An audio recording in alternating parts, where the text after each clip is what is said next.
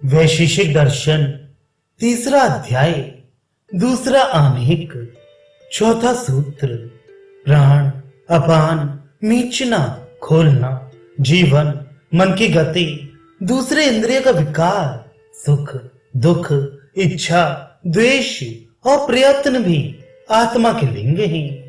व्याख्या यद्यपि ज्ञान और प्रयत्न ही आत्मा के लिंग हैं, परंतु प्राण अपान अर्थात श्वास का भीतर लेना और बाहर निकालना, निमेष और उन्मेष अर्थात पलक खोलना और मीचना, जीवन अर्थात बढ़ना घटना अवस्था बदलना करना ना करना और उल्टा करना, मन की गति और इंद्रियों की गति सुख दुख इच्छा द्वेष ये भी आत्मा के लिंग हैं। पूर्व में कहा कि प्राण आत्मा का लिंग है। प्राणों का काम ही भूख और प्यास है, अर्थात जो भोजन को पचाते हैं, परंतु ये बात वृक्षों में भी पाई जाती है, इसलिए ये लक्षण अति व्याप्त हो गया। इसीलिए कहा अपान अर्थात भोजन को पचाकर बाहर निकालना, जिससे फिर क्षुधा लगती है, परंतु ये बात भी वृक्षों में पाई जाती है, इसलिए कहा आंख का खोलना और बंद करना, परंतु बहुत पुष्पों और वृक्षों में ये लक्षण पाए जाते हैं, इसलिए कहा जीवन अर्थात बढ़ना और घटना, ये बात भी वृक्षों में विद्यमान थी, इसलिए कहा मन के ज्ञान के अनुकूल कार्य करना अर्थात करना ना करना उल्टा करना, ये काम वृक्षों में नहीं पाया जाता। इसलिए जिसमें ज्ञान पूर्वक 3 प्रकार के काम होते हैं, वहां आत्मा को मानना चाहिए, और दूसरे इंद्रियों की चेष्टा भी अर्थात देखना सुनना और सूंघना आदि भी आत्मा की सत्ता को बताते हैं, क्योंकि यदि इंद्रियों से भिन्न कोई आत्मा ना हो तो इंद्रियों के होने पर भी ज्ञान और कर्म ना होता, क्योंकि इंद्रिया कारण है ना कि कर्ता। कर्ता के बिना कारण कुछ भी काम नहीं कर सकते। कारण के कार्य से कर्ता का होना पाया जाता है। जैसे लकड़ी चिरी हुई मेरे पास है, एक आरी मेरे पास है। आरी और चिरी हुई लकड़ी देखने से स्पष्ट अनुमान होता है कि किसी चीरने वाले ने आरी के द्वारा इस लकड़ी को चीरा है। ऐसे ही इंद्रियों के कार्य आत्मा के होने को सिद्ध करते हैं। सुख दुख से भी आत्मा की सत्ता का पता चलता है कि कोई ऐसी वस्तु है जो अपने अनुकूल से सुख और प्रतिकूल से दुख का अनुभव करती है, क्योंकि सुख दुख 2 परस्पर विरुद्ध गुण हैं, जिनका किसी प्राकृतिक वस्तु से होना संभव ही नहीं, क्योंकि हम किसी वस्तु में 2 विरुद्ध गुणों का होना नहीं देखते। इसलिए 2 परस्पर विरुद्ध गुणों का एक में रहना असंभव है। अतः दोनों विरुद्ध गुणों को भिन्न भिन्न कालों में ग्रहण करने वाली शक्ति, जिसका ये स्वाभाविक गुण नहीं, जो उनके अधिकरण से प्राप्त करती है, अवश्य ही माननी पड़ेगी। इच्छा अर्थात अनुकूल से राग और द्वेष अर्थात प्रतिकूल से घृणा, यह सुख की प्राप्ति की इच्छा और दुख के दूर करने की इच्छा, ये भी जीवात्मा के सत्ता सूचक लिंग हैं, क्योंकि इच्छा और द्वेष भी दोनों विरुद्ध गुण हैं। इनका किसी प्राकृतिक वस्तु में पाया जाना संभव ही नहीं, और प्रयत्न अर्थात ज्ञान के अनुकूल क्रिया करना भी जीवात्मा की सत्ता का लिंग है।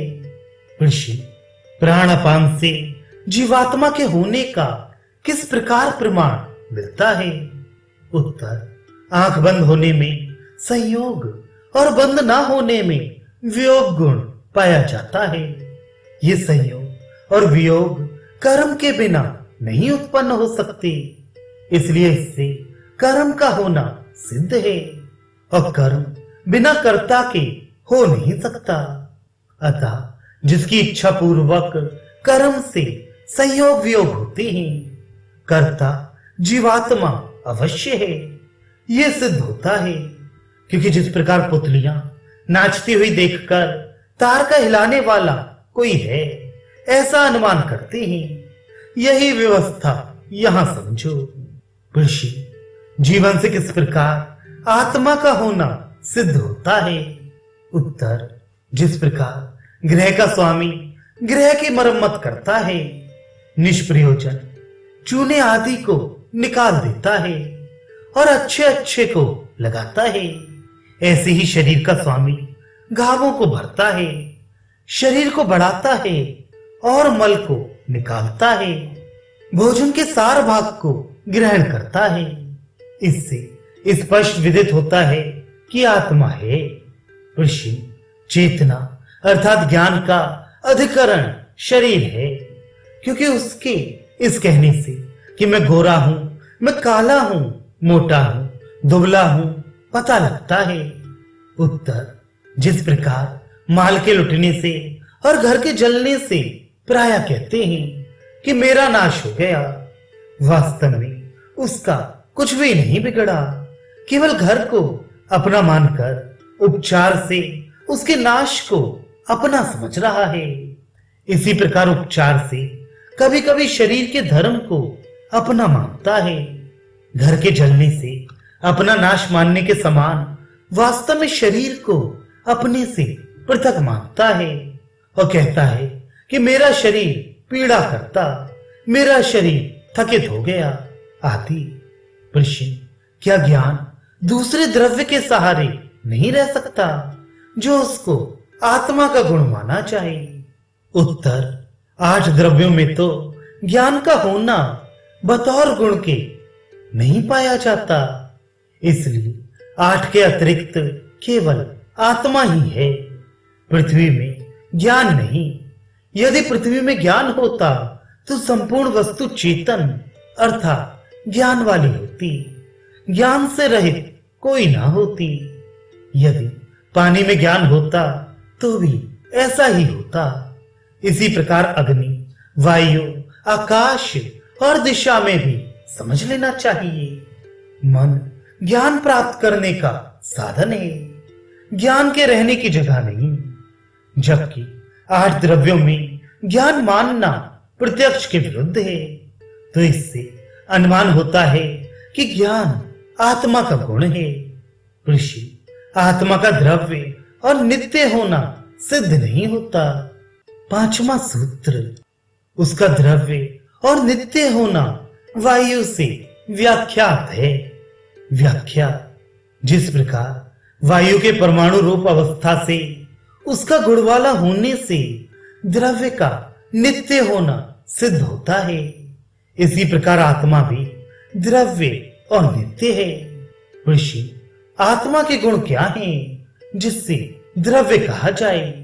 उत्तर, सुख, दुख, इच्छा, द्वेष, ज्ञान और प्रयत्न आदि।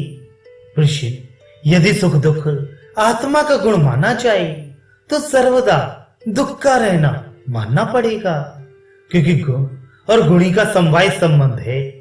इसलिए दुख का नाश जो मुक्ति है वह कभी हो ही नहीं सकती, और सुख से नित्य होने से उसका कभी अभाव ही नहीं हो सकता, इससे कभी बंधन नहीं हो सकता।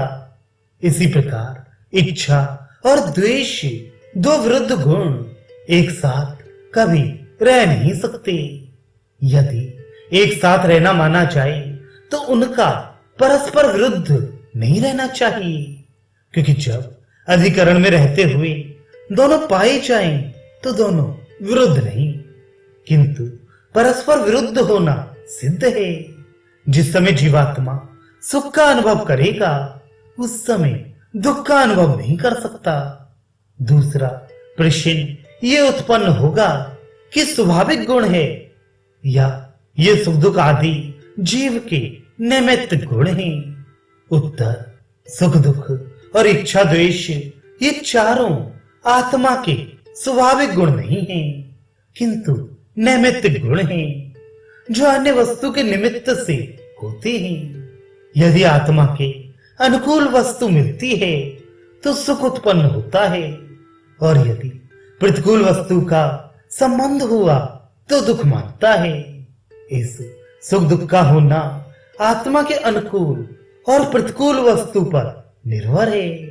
इसी प्रकार अनुकूल वस्तु को देखकर उसके प्राप्त करने की इच्छा होती है, और प्रतिकूल को देखकर उसके नाश करने की इच्छा होती है। ज्ञान दो प्रकार का है, एक स्वाभाविक जो जीवात्मा का स्वाभाविक गुण है, दूसरा नैमित्तिक जो करण के द्वारा प्राप्त किया जाता है, अर्थात मन, इंद्रिय और आत्मा के संयोग से उत्पन्न होता है। ऋषि, जब ये गुण नैमित्तिक हैं तो आत्मा का द्रव्य होना कैसे सिद्ध होगा? उत्तर, प्रत्येक पदार्थ के द्रव्य होने की सिद्धि उसके क्रिया और गुण से होती है। जीवात्मा में सुख दुख प्राप्त करने की शक्ति है और इच्छा आदि करने की शक्ति है। यद्यपि ये गुण मन के द्वारा उत्पन्न होते हैं तो भी क्रिया आत्मा के संयोग से उत्पन्न होती है। जैसे चुंबक के समीप होने से लोहे में क्रिया उत्पन्न होती है। लोहे में क्रिया बिना किसी कारण के चुंबक की सत्ता को सिद्ध करती है। ऋषि, आत्मा का नित्य होना किस प्रकार हो सकता है? क्योंकि शरीर के अभाव में आत्मा का होना सिद्ध नहीं हो सकता, इसलिए शरीर के साथ ही आत्मा उत्पन्न होता है और शरीर के साथ ही आत्मा नष्ट हो जाता है। उत्तर, यदि ऐसा माना जाए तो सब जीवों का आत्मा को एक ज्ञान होना चाहिए, क्योंकि इस समय तो पूर्व जन्म के संस्कारों की न्यूनाधिकता से ज्ञान की न्यूनाधिकता संभव है। परंतु जब सब आत्मा नई उत्पन्न हुई हैं, तो प्रश्न ये उत्पन्न होगा कि उनके ज्ञान में न्यूनाधिकता किस प्रकार हुई। यदि कहें कि जिस प्रकृति से वे उत्पन्न हुए हैं उनमें अंतर होने से उनके ज्ञान में अंतर हो जाएगा, तो ऐसी अवस्था में जीव को प्रकृति से उत्पन्न हुआ सिद्ध करना पड़ेगा, जिसका खंडन पूर्व में हो चुका है। क्योंकि जब तक उपादान में उन गुणों का होना ना हो जाए, जब तक कार्य में उनका होना कैसे माना जा सकता है? ये सिद्ध हो चुका कि जो गुण कारण में होते हैं वे ही कार्य में होते हैं। छठा सूत्र, पूर्व पक्ष, संबंध होने पर यह यज्ञ दत्त है, अर्थात यज्ञ दत्त का आत्मा है। इस प्रकार प्रत्यक्ष न होने से आत्मा की सिद्धि में दृष्ट लिंग नहीं है। व्याख्या, यह यज्ञ दत्त है। यदि सन्निकर्ष के होने पर यदि ऐसा विचार किया जाए, वहां आत्मा देखा नहीं जाता, अर्थात आत्मा का प्रत्यक्ष प्रमाण से ज्ञान नहीं होता, और ना ही प्रत्यक्ष के ना होने पर दृष्ट संबंध से सिद्ध कोई लिंग है। जैसे अग्नि और धूम के संबंध को प्रत्यक्ष प्रमाण से जानकर धूम की विद्यमानता को अग्नि की विद्यमानता का लिंग समझते हैं, ऐसे ही आत्मा के प्रत्यक्ष न होने से उसका लिंग नियत नहीं हो सकता। इसलिए आत्मा की सत्ता को सिद्ध करने वाला कोई लिंग नहीं जिससे अनुमान किया जाए। प्रत्यक्ष और अनुमान प्रमाण से आत्मा की सिद्धि न होने से उसकी सत्ता का मानना ठीक नहीं हो सकता। सातवां सूत्र, और सामान्य तो दृष्ट लिंग से अविशेष सिद्ध होता है। व्याख्या, यदि कहो कि प्रत्यक्ष से व्याप्ति के सिद्ध होने पर सामान्य तो दृष्टि से इंद्रियों का आत्मा की उपस्थिति में होना लिंग हो जाएगा, तो उससे अनुमान हो ही नहीं सकता, क्योंकि अनुमान प्रत्यक्ष से व्याप्ति का ज्ञान प्राप्त करके हुआ करता है। जहां व्याप्ति सिद्ध ही ना हो वहां अनुमान किस प्रकार हो सकता है? क्योंकि इच्छा, द्वेष और सुख दुख आदि 8 द्रव्यों के सहारे नहीं रहते, इससे अनुमान होता है। ऐसा कहना भी ठीक नहीं, क्योंकि इनसे आत्मा की सिद्धि नहीं होती। किंतु संदेह है कि ये किसके सहारे होते हैं, अर्थात ये मन के सहारे रहते हैं या आत्मा के या किसी और के। इससे ये निश्चयात्मक ज्ञान नहीं हो सकता कि इंद्रियों से पृथक कोई आत्मा है।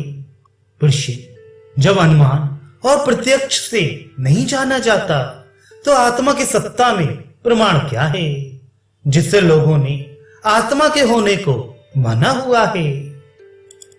8वां सूत्र, इसलिए आत्मा का विशेष रूप आगम सिद्ध है। व्याख्या, आत्मा की सत्ता उपनिषद आदि सब शास्त्रों से ही सिद्ध होती है। जो लोग आत्मा की सत्ता को मानते हैं उन्होंने शास्त्र ही से इस बात को जाना है।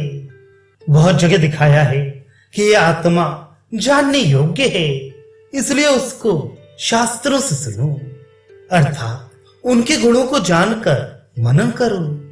जो गुण आत्मा के बताए हैं वे हमारे शरीर में हो सकते हैं या शरीर से भिन्न कोई शक्ति है। जब निश्चय हो जाए कि आत्मा शरीर से भिन्न है तब उसकी चित्त में धारणा करो। इस प्रकार के प्रमाणों से सिद्ध होता है। 9वां सूत्र, अहम इस शब्द का अप्रयोग होने से आगम मात्र सिद्ध नहीं है। व्याख्या, पूर्व के 3 सूत्रों में पूर्व पक्षी के प्रश्नों को रखकर अब सिद्धांतकार उसका उत्तर देते हैं। आत्मा में केवल शास्त्र ही प्रमाण है, अन्य कोई प्रमाण नहीं। ये बात ठीक नहीं है, क्योंकि मैं हूं इस वाक्य के अर्थों के सद्भाव का ज्ञान होता है, जिससे अनुमान होता है कि आत्मा है। क्योंकि मैं हूं इस वाक्य के कहने से जिसके होने को स्वीकार किया जाता है वह अवश्य है, और वह अपने आप को पृथ्वी आदि से पृथक समझता है। इससे मैं शब्द से जिसका ज्ञान होता है वह तत्वों से भिन्न है, क्योंकि कभी यह विचार नहीं होता कि मैं पृथ्वी हूं या जल हूं अथवा अग्नि, वायु या आकाश हूं या काल हूं या दिशा हूं। ऋषि, ये मान लिया जाए कि ज्ञान शरीर में होता है।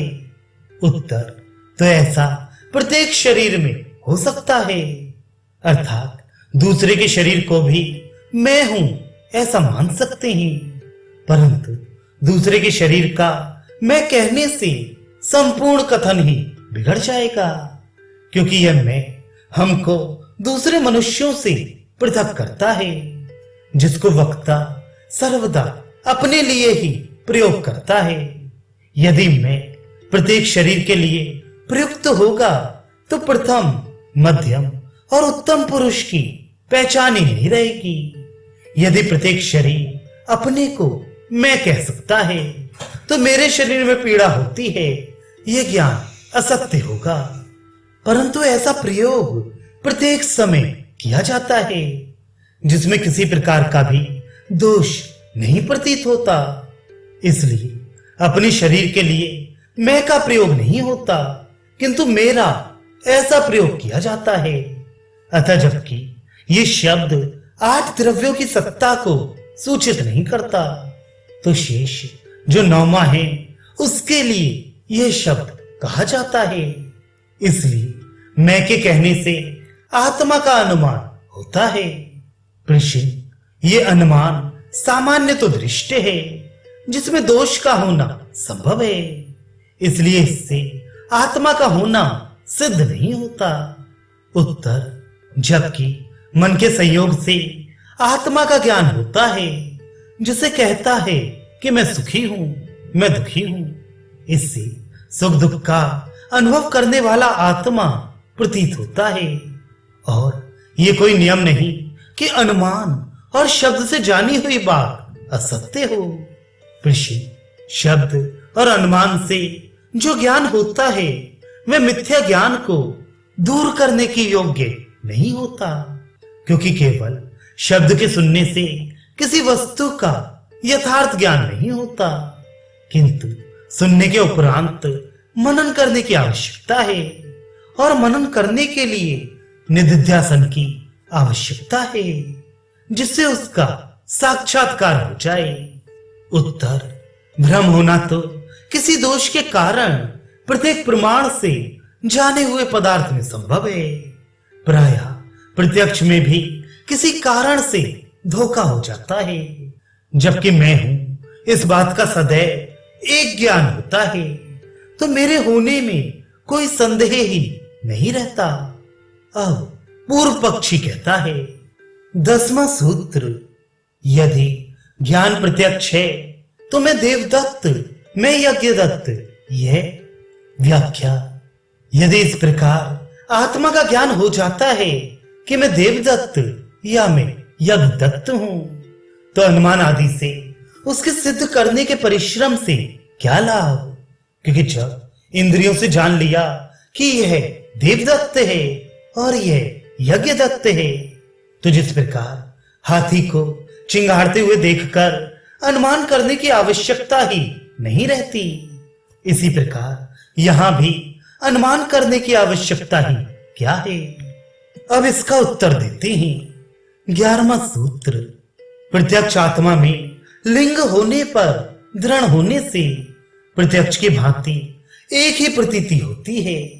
व्याख्या: इसी प्रकार परमात्मा को जान लेने पर भी उसका निश्चय ज्ञान होने के लिए अनुमान की आवश्यकता है, जिससे वह ज्ञान संदेह से रहित और निश्चयात्मक हो जाए। जिस प्रकार दूर से सरोवर को देखकर पानी होने का ज्ञान हो जाता है, किंतु उसमें संदेह रहता है कि यह मृग तृष्णा का जल है, यह वास्तव में जल ही है। इसलिए बगुले आदि पक्षियों को वहां पर उड़ता देखकर अनुमान से निश्चित सिद्धांत ठहराते हैं कि यह सरोवर ही है, क्योंकि असंदिग्ध ज्ञान होना ही उसका निश्चित होना है। इसलिए प्रत्यक्ष होने पर भी उस ज्ञान को अनुमान से पुष्ट करना ठीक ही है। प्रश्न: देवदत्त जाता है, इस प्रकार के व्यवहार से देवदत्त में चलना आदि विदित होते हैं। 12वां सूत्र, देवदत्त जाता है, यज्ञदत्त जाता है, ये उपचार अर्थात लक्षणा से शरीर में प्रतीति होती है। व्याख्या: देवदत्त जाता है, यज्ञदत्त जाता है, इस जगह शरीर में जो आत्मा के संयोग से गत है, उपचार से उसको आत्मा में माना गया है। यदि केवल शरीर में जाने की क्रिया संभव होती तो मृत शरीर भी क्रिया करता। इसलिए शरीर में जाने का ज्ञान उपचार से होता है। प्रश्न: उपचार किसको कहते हैं? उत्तर: उपचार उसको कहते हैं कि जहां संबंध के कारण एक का गुण दूसरे में होना प्रतीत किया जाए या वर्णन किया जाए। जैसे कहते हैं कि मचान पुकारते हैं। अब मचान में तो बोलने की शक्ति है नहीं, उसका पुकारना कैसे संभव हो सकता है? यहां पर मचान पर बैठे हुए मनुष्यों के पुकारने के संबंध से मचान का पुकारना कहा गया है। और जिस प्रकार कहा जाता है कि आगरा आ गया, परंतु आने की क्रिया आगरे में नहीं हुई, किंतु हम आगरे पहुंच गए, इसी को उपचार कहते हैं। आशय यह है कि जिस समय लक्षण से अर्थ के जानने की आवश्यकता हो सकती है, अर्थ का ज्ञान नहीं, वहां उपचार से विचार कर लेना चाहिए। इसकी अधिक व्याख्या न्याय दर्शन में कर चुके हैं। प्रश्न: लक्षण किसको कहते हैं? उत्तर: जहां शब्दों के मुख्य अर्थों को छोड़कर वक्ता के अभिप्राय के अनुसार अर्थ लिए जाएं, उसको लक्षण कहते हैं। प्रश्न: मुख्य अर्थों को छोड़कर दूसरे अर्थों का ग्रहण करना किन किन अवस्थाओं में होता है? उत्तर: उसमें रहने से, जिसका अभिप्राय यह है कि मचान पर बैठने से। यह मचान नहीं पुकारते, किंतु उस स्थान पर मचान पर रहने वाले पुकारते हैं। इसी प्रकार शरीर में रहने की क्रिया को शरीर में कह सकते हैं।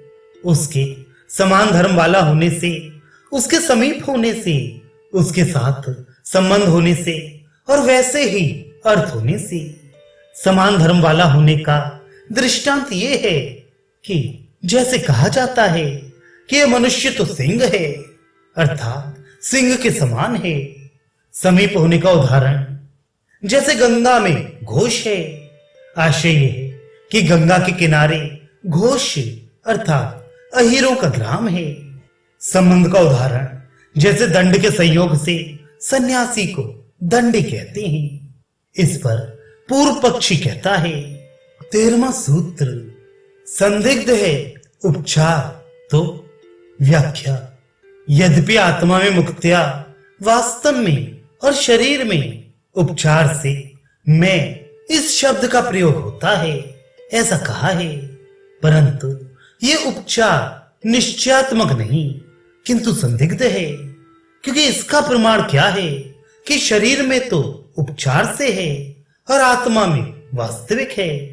संभव है कि शरीर में वास्तविक हो और आत्मा में उपचार से प्रयोग किया जाता हो, इसलिए ये बात निश्चयात्मक नहीं किंतु संदिग्ध है।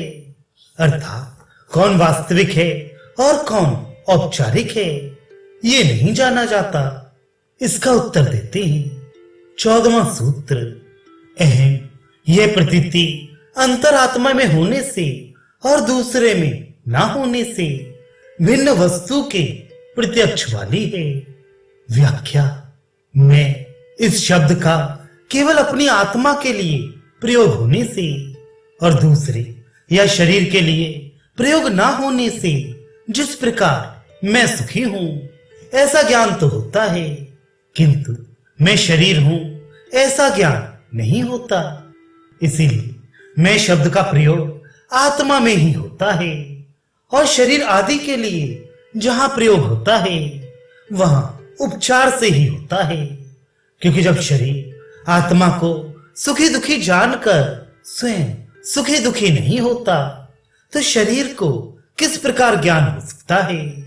और शरीर के अतिरिक्त पुत्र आदि के मरने पर भी जो दुख होता है तो उस समय कहता है कि हाय मैं मर गया। जिस प्रकार वहां उपचार से कहा जाता है उसी प्रकार शरीर में जान लेना चाहिए कि मैं इस शब्द का प्रयोग आत्मा के लिए वास्तविक और शरीर आदि के लिए औपचारिक है। 15वां सूत्र, देवदत्त जाता है ये उपचार से कहना अभिमान से है, क्योंकि शरीर को प्रत्यक्ष कराने वाला है अहंकार। व्याख्या, देवदत्त चलता है ऐसा ज्ञान शरीर में जो अहंकार है उसके कारण उपचार से होता है, क्योंकि जिस जिस वस्तु में अहंकार होता है उसके नाश में दुख होता है और जिसमें अहंकार नहीं होता उसके नाश में दुख नहीं होता। जब तक शरीर में अभिमान है तब तक उसकी निर्बलता को अपने में आरोपण करता है। इसी प्रकार उपचार से ही देवदत्त जाता है ऐसा ज्ञान होता है। विपक्षी शंका करता है। 16वां सूत्र, संदिग्ध उपचार। व्याख्या, ये बात निश्चयात्मक नहीं कि देवदत्त जाता है इसमें उपचार है, या मैं देवदत्त सुखी हूं या दुखी हूं इसमें उपचार है। जब दोनों अवस्थाओं में उपचार का निश्चय नहीं तो वह उपचार संदिग्ध है, क्योंकि एक ही शरीर के लिए और बहुत से शब्दों का प्रयोग होता है। जिस प्रकार मैं मोटा हूं, मैं पतला हूं, गोरा हूं, काला हूं आदि, इसी प्रकार यह भी कहता है कि मैं दुखी हूं, मैं सुखी हूं। ऐसा कहने से संदेह उत्पन्न होता है कि उपचार किसको माना चाहिए। 17वां सूत्र, किंतु शरीर के भेद से यज्ञदत्त और विष्णु मित्र का ज्ञान विषय नहीं होता। सुख दुख का ज्ञान होना ही आत्मा की सत्ता का बतलाने वाला ज्ञात होता है। यदि यह ज्ञान आत्मा को छोड़कर शरीर का गुण माना जाए तो जिस प्रकार यज्ञदत्त और विष्णु मित्र के शरीर पृथक पृथक सिद्ध होते हैं और उनके शरीर की ऊंचाई, रंग और आकृति आदि शरीर के गुण भी भिन्न भिन्न पाए जाते हैं। उसी प्रकार ज्ञान का भी इंद्रियों से पृथक पृथक प्रकाश होना चाहिए था कि विष्णुमित्र के शरीर का ज्ञान ऐसा है और यज्ञदत्त के शरीर का ज्ञान ऐसा है। जब दोनों का ज्ञान इंद्रियों का विषय नहीं और शरीर इंद्रियों का विषय है, इससे स्पष्ट विदित होता है कि आत्मा के आश्रय ज्ञान रहता है, शरीर के आश्रय नहीं रहता। अतः सुख दुख, इच्छा द्वेष और ज्ञान आदि गुण आत्मा के ही हैं। आशय यह है कि विपक्षी ने जो उपचार को संदिग्ध बतलाया, उसका उत्तर कणाद जी ने यह दिया कि उपचार आत्मा में शरीर के गुणों का होता है और मैं इस शब्द का शरीर में उपचार से ही ग्रहण होता है। यह उपचार निश्चयात्मक है, संदिग्ध नहीं। इसलिए हमारा पक्ष सत्य है। 18वां सूत्र, अहम ये मुख्य और योग्य होने से शब्द की भांति अभाव के अव्यवचार से विशेष की सिद्धि होने से केवल आगम सिद्ध नहीं। व्याख्या, मैं हूं ऐसा ज्ञान आत्मा की सत्ता को बतलाने वाला है, शरीर को बतलाने वाला नहीं। यह केवल शास्त्रों से सुना हुआ नहीं, प्रत्युत मन से प्रत्यक्ष होता है, जिससे वह अपने आप को सुखी या दुखी मानता है। जिस प्रकार व्यतिरेक अर्थात पृथक करने से शब्द गुण बिना किसी व्यवचार के आकाश में सिद्ध हो चुका है, इसी प्रकार मैं इसी शब्द का प्रयोग भी व्यतिरेक से आत्मा के आश्रय सिद्ध होता है। जबकि आठों द्रव्यों में इस शब्द का प्रयोग हो ही नहीं सकता, तो उनके कार्य शरीर में किस प्रकार हो सकता है। इसलिए व्यवचार दोष से रहित मैं शब्द आत्मा के आश्रय व्यतिरेक से स्पष्ट सिद्ध हो जाता है। प्रत्यक्ष सावयव और मूर्तिमान पदार्थ का हो सकता है। आत्मा निर्यवय है, रूप रहित है, इसलिए उसका प्रत्यक्ष हो ही नहीं सकता। जब आत्मा का प्रत्यक्ष नहीं, तो मैं इस शब्द का आश्रय शरीर को ही मानना चाहिए, क्योंकि जैसे मैं मोटा हूं, मैं दुबला हूं, गोरा हूं, काला हूं, इस ज्ञान का आश्रय उपचार से शरीर की जगह आत्मा को मानते हो, ऐसे ही मैं सुखी और दुखी हूं को भी शरीर ही मानो। उत्तर, ये जो कुछ कहा गया कि प्रत्यक्ष मूर्तिमान और सावयव पदार्थ का होता है, यह नियम केवल बाह्य प्रत्यक्ष के लिए है। मन के प्रत्यक्ष के लिए यह नियम नहीं है। मन निराकार और निर्वय पदार्थ का भी अनुभव कर सकता है। जैसे सुख दुख कोई सावयव और साकार वस्तु नहीं, परंतु उसका प्रत्यक्ष मन से ही होता है। ऐसे ही आत्मा का प्रत्यक्ष भी मन से ही होता है।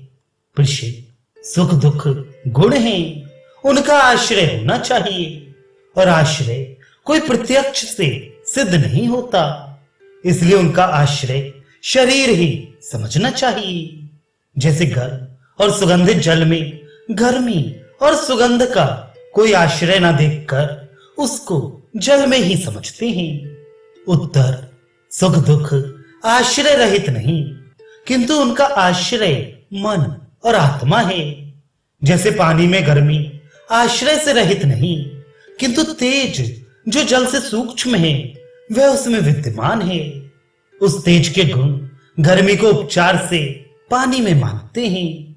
ऐसे ही शरीर में सूक्ष्म आत्मा विद्यमान है और उसके गुणों का उपचार से शरीर में होना मानते हैं। इसलिए ज्ञान का अधिकरण आत्मा है, यह प्रत्यक्ष से प्रतीत होता है। आत्मा के होने की सिद्धि करके अब उसके एक या बहुत होने का विचार करते हैं। पहले पूर्व पक्ष बतलाते हैं कि आत्मा एक है,